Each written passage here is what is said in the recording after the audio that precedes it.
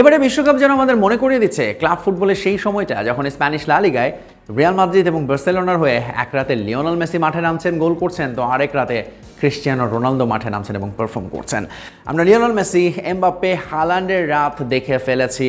এবারে বিশ্ব ফুটবলে আরেক তারকা, মহাতারকা ক্রিস্টিয়ানো রোনালদো তার দল পর্তুগালকে নিয়ে মাঠে নামতে যাচ্ছে অনেকগুলো প্রশ্ন, শঙ্কা, সন্দেহ, সংশয় নিয়ে। সেই ম্যাচ সহ আরও বাকি ম্যাচগুলোরও ম্যাচ পূর্ব বিশ্লেষণ নিয়ে হাজির হয়েছে রাইডো ইলেকট্রিক স্কুটার প্রেজেন্টস দ্য গোল নিয়ে আমি ফয়সাল তিতুমির।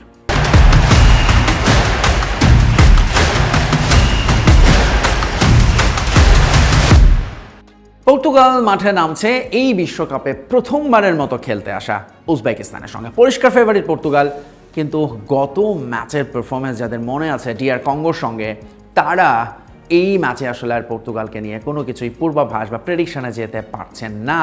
বরং ক্রিস্টিয়ানো রোনালদোকে ঘিরেই সবচেয়ে বেশি আলোচনা এবং যেগুলোর কথা বলছিলাম সন্দেহ ঘুরপাক খাচ্ছে। ক্রিস্টিয়ানো রোনালদো কি এই ম্যাচেও শুরু থেকে নামবেন? বাইকের অতিরিক্ত খরচে চিন্তিত? নিয়ে আসুন রাইডো, মাসের খরচ মাত্র ৩০০ টাকা। ক্রিস্টিয়ানো রোনালদোই কি হবেন রবার্তো মার্টিনেজের এই দলটার আক্রমণ ভাগের মূল অস্ত্র? সেই প্রশ্ন নিয়ে কিন্তু আজকে আরও একবার মাঠে নামতে যাচ্ছে পর্তুগাল। কেন এই প্রশ্নগুলো আসছে সেটা আমরা গত ম্যাচে দেখেছি। কঙ্গোর সঙ্গে ম্যাচে মাঝমাঠ থেকে রোনালদোর সঙ্গে ওই কানেক্টিভিটিটাই যেন তৈরি হচ্ছিল না। দলের মধ্যে অসন্তোষ, ক্ষোভ, যেন পর্তুগালের ঘরে আগুন লেগেছে, এরকম নানান খবর সামনে আসছে। হুয়ান নেভেস, ব্রুনো, ভিতিনহা, এরকম একটা দুর্দান্ত মিডফিল্ড যাদেরকে বলা হচ্ছে এই বিশ্বকাপেরই সেরা মিডফিল্ড, তাদের সঙ্গে আক্রমণ ভাগে বিশ্বের অন্যতম সেরা প্রলিফিক স্কোরার ক্রিস্টিয়ানো রোনালদো থেকেও গোল করতে পারছে না, এবং গোলের তেমন কোনো চেষ্টাও দেখা যায়নি কঙ্গোর সঙ্গে ম্যাচে। শেষ পর্যন্ত এক গোলের ড্র নিয়ে মাঠ ছেড়েছে পর্তুগাল। পয়েন্ট ভাগাভাগি করে গ্রুপ কেতে এই মুহূর্তে পর্তুগালের অবস্থান ৩ নম্বরে। ভাবা যায় পয়েন্ট টেবিলে লিড করছে কলম্বিয়া, 2-এ আছে কঙ্গো এবং 3-এ পর্তুগাল। তারা মুখোমুখি হচ্ছে 4 নম্বর দল উজবেকিস্তানের সঙ্গে, এবং সেই ম্যাচের আগেও এত আলোচনা বিশ্লেষণ করতে হচ্ছে যে ক্রিস্টিয়ানো রোনালদোই কি স্টার্ট করবেন। যদিও মাঝমাঠের কথা আমরা বলছি, তার সঙ্গে দুই পাশে আছেন নেতো এবং কনসেইসাও, যিনি গত ম্যাচে আসলে সাব হিসেবে নেমেছেন কিন্তু দারুণ ইম্প্যাক্ট রেখেছিলেন মাঠে। এই কারণে হয়তো শুরু থেকে তাকে আজকে খেলাতে পারেন রবার্টো মার্টিনেজ। রোনালদোকে যে খেলাবেন সে ব্যাপারটা তিনি নিশ্চিত করেছেন আগেই। তার মানে এই ম্যাচটা ক্রিস্টিয়ানো রোনালদোর আরও বেশি প্রমাণের, আরও বেশি পাহাড় সমান প্রেশার নিয়ে মাঠে নামতে হবে, স্পেশালি যখন আগের রাতে ক্রিস্টিয়ানো রোনালদোর মানে সবসময়ের প্রতিদ্বন্দ্বী লিওনেল মেসি অসাধারণ রেকর্ড করে ফেলেছেন। বিশ্বকাপ ইতিহাসে সর্বোচ্চ গোল করেছেন, আর্জেন্টিনার সবগুলো গোল তিনিই করছেন। এরপর এমবাপ্পে, হালান্ড, তারা গোলের দেখা পেয়েছেন। ক্রিস্টিয়ানো রোনালদো আগের ম্যাচে 25টা টাচ করে 3টা শট নিতে পেরেছিলেন, একটাও শটও গোল পোস্টে যায়নি। এবং আরও চিন্তার বিষয়, লাস্ট 10 ম্যাচ পর্তুগালের হয়ে কম্পিটিটিভ ম্যাচে তিনি গোল করতে পারছেন না। তার সবশেষ গোল 2022 বিশ্বকাপের গ্রুপ পর্বে ঘানার সঙ্গে, তাও আবার সেটা পেনাল্টি থেকে। অনফিল্ড বা ওপেন প্লেতে তিনি গোল করেছেন তারও 1 বছর আগে, মানে 5 বছর হয়ে গেছে মাঠ থেকে রোনালদোর না কোনো হেডার, না কোনো দৃষ্টিনন্দন শট দেখা যাচ্ছে না, যেটা পর্তুগালকে এগিয়ে দিতে পারে ম্যাচে। তবে এই ম্যাচের আগে দলের মেসেজ যেটা, তারা এক হয়ে খেলতে চান। তারা রোনালদোর সঙ্গে যে দূরত্বর কথা শোনা যাচ্ছে সেটা ঘুচিয়ে ফেলার একটা আশাবাদ জানিয়েছে দল থেকে, একটা পজিটিভ ভাইব পাওয়া যাচ্ছে। বাইকের অতিরিক্ত খরচে চিন্তিত? নিয়ে আসুন রাইডো, মাসের খরচ মাত্র ৩০০ টাকা। পর্তুগালের এই ম্যাচে আসলে ঘুরে দাঁড়াতেই হবে, আর পা ফসকানোর সুযোগ নেই। রাউন্ড অফ 32 নিশ্চিত করতে হলে এই ম্যাচে জয় ছাড়া অন্য কোনো চিন্তাই মাথায় আসার কথা না। সামনে তাদের প্রতিপক্ষের দিকে নজর দেওয়া যাক, উজবেকিস্তান। উজবেকিস্তানের আগে বোধহয় বলতে হবে ইতালির কথা।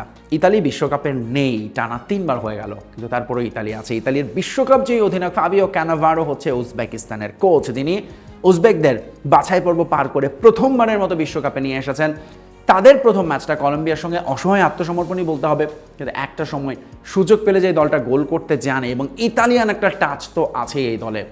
Deep in line defensive approach তাদের, এবং সেই সঙ্গে কাউন্টার অ্যাটাক, যেটা উজবেক করেছিল গত ম্যাচে কলম্বিয়ার সঙ্গে। সমতা তো এসেছিল একটা সময়, যদিও বেশিক্ষণ ধরে রাখতে পারেনি। শেষ পর্যন্ত জয় নিয়ে মাঠ ছেড়েছিল কলম্বিয়া। তারা এই মুহূর্তে পয়েন্ট টেবিলের শীর্ষে। তারা আজকে আরও একবার চমকে দিতে চাইবে ক্রিস্টিয়ানো রোনালদোর দল পর্তুগালকে, এবং রোনালদোর জন্য নিশ্চয়ই আলাদা প্ল্যান নিয়ে নামবেন বিশ্বের অন্যতম সেরা ডিফেন্ডার ফাবিও ক্যানাভারো। সো যতটা না পর্তুগালের জন্য এই ম্যাচটা চ্যালেঞ্জিং, তার চেয়ে অনেক বেশি চ্যালেঞ্জিং বোধহয় ক্রিশ্চিয়ানো রোনালদোর জন্য, তাকে নিজেকে প্রমাণের জন্য। তিনি যে ফার্স্ট 11-এ থাকাটা রিজার্ভ করেন এবং পুরো 90 মিনিটস খেলবেন, তার জন্য কিন্তু বসে আছেন ওখানে গনসালো রামোস, হুয়াও ফেলিক্সের মতো আরও সব দুর্দান্ত স্ট্রাইকাররা। সো লেটস সি এই ম্যাচটা রোনালদো ভক্তদের জন্য ভেরি ভেরি স্পেশাল, চিন্তার, টেনশনের, এবং শেষ পর্যন্ত লিওনেল মেসির সঙ্গে রোনালদোর যে কম্প্যারিজনটা চলছে, সেই তুলনার লড়াইটা আরও একটু উস্কে দিতে পারেন কিনা তিনি আজ। এই গ্রুপের বাকি দুই দলের কথা বলছিলাম, কলম্বিয়া এবং কঙ্গো। কঙ্গো একটা পয়েন্ট পেয়েছে পর্তুগালের সঙ্গে, কলম্বিয়া এই ম্যাচটা জিতে তারা চাইবে পয়েন্ট টেবিলে শীর্ষস্থান নিশ্চিত করতে। শেষ ম্যাচ পর্তুগালের আগে দারুণ কনফিডেন্স নিয়ে বসে থাকতে। লুইস ডায়াস, হামেস রড্রিগেজের দলটাও আছে দারুণ ফর্মে, যেটা বললাম যে এরই মধ্যে লুইস ডায়াস স্কোর শিটে নাম তুলে ফেলেছেন আগের ম্যাচে, এবং খুব গোছানো ফুটবল খেলেছে লাতিন এই দলটি। ফলে তারা আজকেও পরিষ্কার ফেভারিট হিসেবে এই মাঠে নামছে, এবং এগেইন এই ম্যাচটা জিতলে অনেকটাই চ্যাম্পিয়ন হিসেবে রাউন্ড অফ 32-তে যাওয়া নিশ্চিত হবে। সেক্ষেত্রে আরেক গ্রুপের থার্ড টিমের সঙ্গে খেলতে হবে তাদেরকে, এবং সেটাই নিশ্চয়ই লক্ষ্য হবে কলম্বিয়ার। তবে এইটার আজকের রাতের পর্তুগালের বাইরে বোধহয় সবচেয়ে বড় ম্যাচ ইংল্যান্ডের, এবং তারা মুখোমুখি হচ্ছে ঘানার। যদিও পরিষ্কার ফেভারিট ইংল্যান্ড, ক্রোয়েশিয়ার সঙ্গে দুর্দান্ত পারফরমেন্স তারা করে এসেছে। হ্যারি কেইনের রাত হতে পারে কিনা, গোল্ডেন বুটের যে রেস চলছে, যেখানে এরই মধ্যে অনেকেই 5 গোল 4 গোল করে আছেন, সেখানে আসলে নিশ্চিতভাবে হ্যারি কেইন এই মুহূর্তে বিশ্বের অন্যতম সেরা ফিনিশার।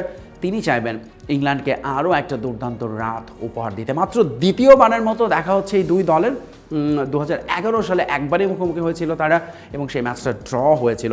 সো এই ম্যাচে ইংল্যান্ডের প্রতিপক্ষ যারা ঘানা, যারা আগের ম্যাচে পানামার সঙ্গে অনেকটা স্রোতের বিপরীতেই জয়টা ছিনিয়ে নিয়েছে, 1-0 গোলের একেবারে মিনিমাম উইন, লাস্ট মিনিটে গোল করে দলকে এগিয়ে দিয়েছিলেন। কিন্তু ক্রোয়েশিয়ার সঙ্গে দুর্দান্ত দাপট দেখিয়ে জিতেছে ইংল্যান্ড। তারা সেটা অব্যাহত রাখতে চাইবে অবশ্যই তাদের চেয়ে অনেক বেশি, আমি বলবো যে র্যাঙ্কিংয়ে পিছিয়ে থাকা দল ঘানার সঙ্গে। এছাড়া ক্রোয়েশিয়ার জন্য অনেক কিছু প্রুভের আছে, তারা মুখোমুখি হবে পানামার। তারাও কিন্তু এই মুহূর্তে পয়েন্ট টেবিলের একেবারে তলানিতে, ফলে তাদের জন্য চ্যালেঞ্জটাও বেশি। মডরিচের শেষ বিশ্বকাপের এই ম্যাচটা তিনি অবশ্যই জিততে চাইবেন, যেন অন্তত রাউন্ড অফ 32, যারা গত দুটি ওয়ার্ল্ড কাপেরই নকআউট পর্বে গেছে, ফাইনাল সেমিফাইনাল খেলেছে, সেই দলটা এই ম্যাচে তাদের পুরনো রূপটা দেখাতে চাইবে পানামার সঙ্গে। সো অনেকগুলো ইন্ডিভিজুয়াল ব্যাটেল তো আছেই, দলগত ব্যাটেল তো আছেই, তবে এই রাতটা শেষ পর্যন্ত ক্রিশ্চিয়ানো রোনালদোর উপরই চোখ থাকবে। কি হয় সেই ম্যাচে, সেই সব কিছু নিয়ে আবারও হাজির হব আগামীকাল। তবে আজকের মতো বিদায় নিচ্ছি আমাদের রাইডো ইলেকট্রিক স্কুটার প্রেজেন্টস দ্য গোল থেকে। যুগান্তরের সাথেই থাকবেন।